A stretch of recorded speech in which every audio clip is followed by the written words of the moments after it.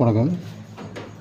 பரிதாபங்கள் YouTube channel நடத்தக்கூடிய கோபி சுதாகர் இவங்க குறித்து அதிகமான விஷயங்கள் போய்கிட்டு இருக்குது அதிகமாக வலைத்தளங்கள்.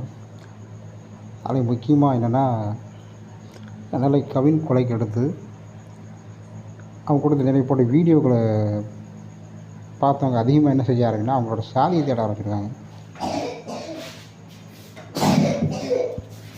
அதையும் முக்கியமாக யூடியூபர் கிஷோர்சாமி அவர் என்ன சாதியாக அப்படி எடுத்து போட்டுக்காரு. இதை வச்சுட்டு நிறைய பேர் வலைத்தளங்களை ஓட்டிக்கிட்டு இருக்காங்க.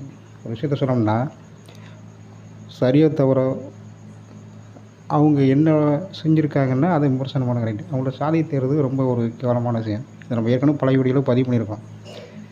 இங்கே போய் இதுலையும் தாண்டி ஒரு விஷயம் என்ன சொல்லலாம். இப்போ அந்த மேலவளவு மேலவளவு முருகேசன் 6 பேர் கொலை செய்யப்பட்ட அந்த நிகழ்வு ஒரு வாரம் அது நினைவேந்தல் எடுக்கிறாங்க.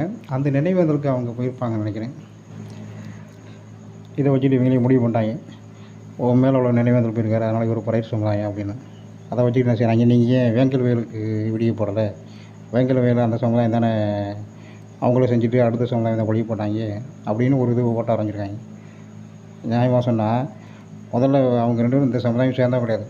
ஒரு பொதுவான விஷயத்துக்கு போய் நின்றாங்கனாவே உடனே இவங்க இந்த சமுதாயம் உத்தரவு ஊற்றுறது, அதை வச்சுட்டு அந்த சமுதாயத்தை டார்கெட் பண்ணுறது, அந்த சமுதாயத்தை சார்ந்தவங்க அதனால தான் இவங்க இப்படி வீடியோ போடுறாங்கன்னு இவங்க பக்கம் உள்ள ஒரு நியாயம், அவங்க பக்கம் உள்ள ஒரு சாதி வெறி அப்படின்னு ஒரு விஷயத்தை பூத்து ஆரம்பிச்சிருவாங்க.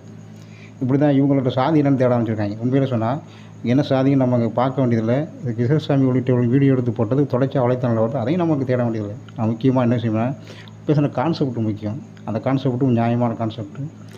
நியாயமோ சரியோ அவங்க ஒரு இது தவறு அப்படின்னு சொல்லி கேட்டாங்கன்னா அது அதில் உள்ள நியாயம், அதில் உள்ள அநியாயம், அதை மட்டும் தான் பேச முடியாது. சாதி என்னென்னு தெரிகிறது மிகவும் கேவலமான ஒரு விஷயம். இதை செஞ்சுட்டு தானே வளர்த்துறாங்களே. நம்ம சொல்ல வர என்னென்னா, நீ அவங்களோட விமர்சனங்கள் வைங்க, ஆனால் சாதிங்கன்னு தேடி விமர்சனம் வைக்காத. ஏன்னா கடைசியில் அசிங்கப்படுது நீங்கள் தான் நினைக்கிறேன். ஏன்னா இவங்க எதிர்பார்த்தது எதுக்குமே நடக்கலை. எதுக்காக இவன் விமர்சனம் வைக்கிறோங்கிறக்காண்டி அவன் சாதி தேனாகலை, அந்த சாதியை சார்ந்தவங்க இல்லை. இப்போ என்ன செய்கிறாங்கன்னா, இப்போ அசிங்கப்பட்டு நினைக்கிறாங்க. இதை நான் சொல்கிறேன், இப்போ சாதியை தேடி யாருமே விமர்சனம் வைக்காத. சாதி சார்ந்த கண்ணோட்டத்தில் கொலைகளையோ அது குறித்த கண்டனங்களையோ அது குறித்த விமர்சனங்களையோ தேடாதாங்க. சாதியை தவிர்த்து ஒரு நியாயமான விஷயம் அதை செய்ய, அதான் நல்லது. இன்றைக்கி சாதியை தேடினவங்க இன்றைக்கி என்ன செய்கிறாங்கன்னா, அன்றைக்கி அவங்களுக்கு ஒரு பிரச்சனை வரும். அப்போ அவங்க இதே கான்செப்ட் அங்கே எடுத்து போகும்போது அவங்க அசிங்கப்பட்டு வைப்பாங்க. இதான் அர்த்தம்.